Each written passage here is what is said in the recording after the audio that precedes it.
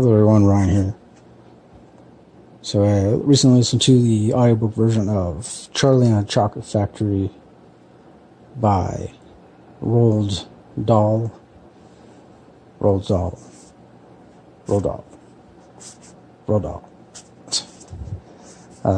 did I find that to be a pretty cool name, Roald Dahl.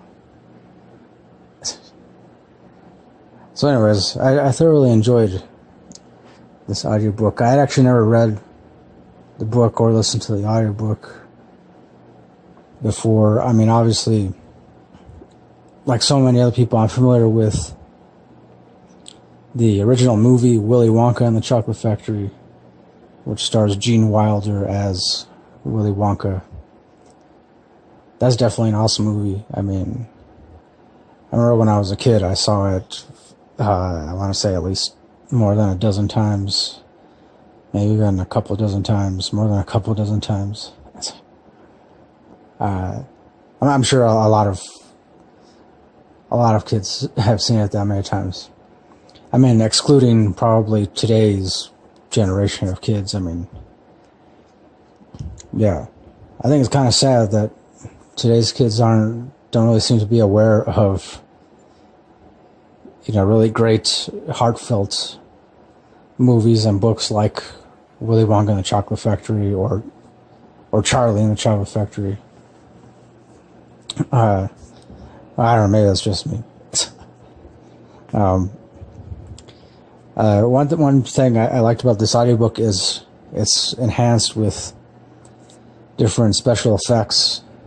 So you got like the sounds of like cars driving by or people talking in the background, other weird noises like factory noises, and so yeah, it definitely added a lot to the story, and yeah, it just made it a more enjoyable experience for me. Yeah, and before I knew it, the entire story came to an end. One thing I wasn't really that much aware of was the fact that details as far as the book is concerned are different from the movie. And yeah, I guess, of course, when I was a kid, I never really knew it was adapted from a movie. And then even later on, when I did find out it was adapted, or rather, I mean, when I did find out that the movie was adapted from a book, I still didn't really consider that there could have been some details changed, but now obviously I'm a lot more aware of that. Especially, I mean, not just for this book, but when it comes to other books and movie adaptations. But I like in this one, like, there's one scene that involves a bunch of squirrels breaking open walnuts, I believe. And of course, in the original movie, they didn't have the squirrels in it. I think they replaced it with something to do with some geese or something. I don't know, ducks or geese or some kind of bird or fowl that would lay eggs. I want to say golden eggs. Oh, that's the way I remember it from the original movie. And then of course I know there was a different version of the movie which starred Johnny Depp as Willy Wonka. That one, I believe, is actually adapted more from the book. So, I mean, I really didn't like that one. I didn't care too much for Johnny Depp as Willy Wonka.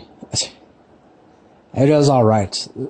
For me, it's just, Gene Wilder as Willy Wonka, for me, he'll always be the best Willy Wonka, so there. I also like that this story is, it's not just like a straightforward, serious kind of story. Because, yeah, you have the element of, like, Charlie, who comes from a very poor family, with him and his parents, and then his grandparents, is both sets of his grandparents. They all live in this.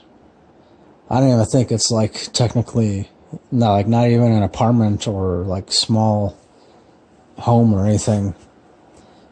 I want to say it's probably something like, I don't know, like a closed off section of an abandoned building or a warehouse or storage facility, or I don't know. I gotta see the movie again, because I mean the original movie, it's been a while since the last time I saw it.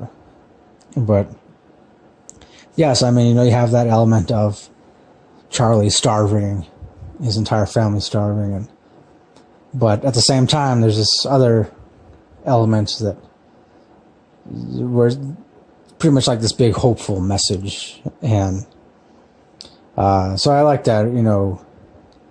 I mean, I want to say even today, like I've yet to even come across any book of the same caliber. Like, I mean, I don't know, maybe it was just Roald Dahl's writing style. Like seems like he always somehow managed to inject a certain amount of hope into his stories. I guess like possibly like his way of trying to tell kids that, no matter how bleak life may seem, no matter how terrible things may seem, what matters is that you don't give up. You just keep on living the best you can, being the best version of yourself you can, doing good and all that. And which I like that. I feel like there's not a whole lot of books today that send out that message. I feel. I mean, I haven't really come across. Obviously, one would have to take into consideration the fact that today's kids don't really read a lot. Or if they do, they'll read stuff, like the dense novelizations of, I don't know what, like those weird like manga stuff, manga. Not that there's anything wrong with those, but I don't know. Like I feel like it's, a lot of the stuff, like even comic books, and which, hey, I like comic books, but a lot of today's stuff that is supposedly supposed to appeal to kids, for me, it seems like it doesn't really appeal to a lot of kids today. So I guess ultimately what I'm saying is, like, I feel like with a book like Charlie and the Chocolate Factory, it can appeal to anyone, because I feel like the message in it is very universal. So, yeah. I mean, that's how I feel. Yeah, I mean, definitely I'd have to give it 5 stars. Definitely. Because I mean, the whole time I was listening to it, I was really paying attention, focusing on pretty much every word and imagining every scene, and I really didn't even mind that a lot of the details were different from how I remember them as a kid. From when I used to watch the original movie a lot, and yeah, it's just overall it gave me like a good feeling. And I guess for me, it's been a long time since the last time I've read any book or listened to any audiobook that like gave me just an overall good feeling. Feeling of, not just a feeling of hope, but also a feeling of, like, I don't even know how to accurately describe it. I guess it's this feeling of, of some kind of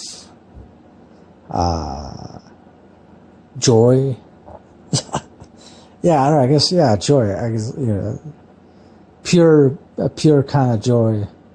So that's how I remember the movie too. The original movie with, of course, with Gene Wilder. I remember, like, every time I watched them, even, like, now when I think back about that movie, I get the same feeling from that, too, so. Yeah. There you go. Again, I give it 5 stars. If you haven't read this, it's definitely one of those books that I'd recommend everybody read or listen to at least once. And not only that, but share it with everyone you can, your kids, or if you don't have kids, your neighbor's kids, or, your family members, or your friends. And yeah, it's just a really great book, That's how I feel. So yeah, that'll do it for my review of Charlie and the Chocolate Factory by Roald Dahl.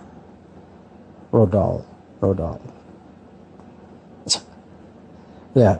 Again, I give it 5 stars all the way, so that'll do it. Thanks for watching. Thanks for listening. As always, till next time, don't forget, keep it real, keep on rocking, and peace.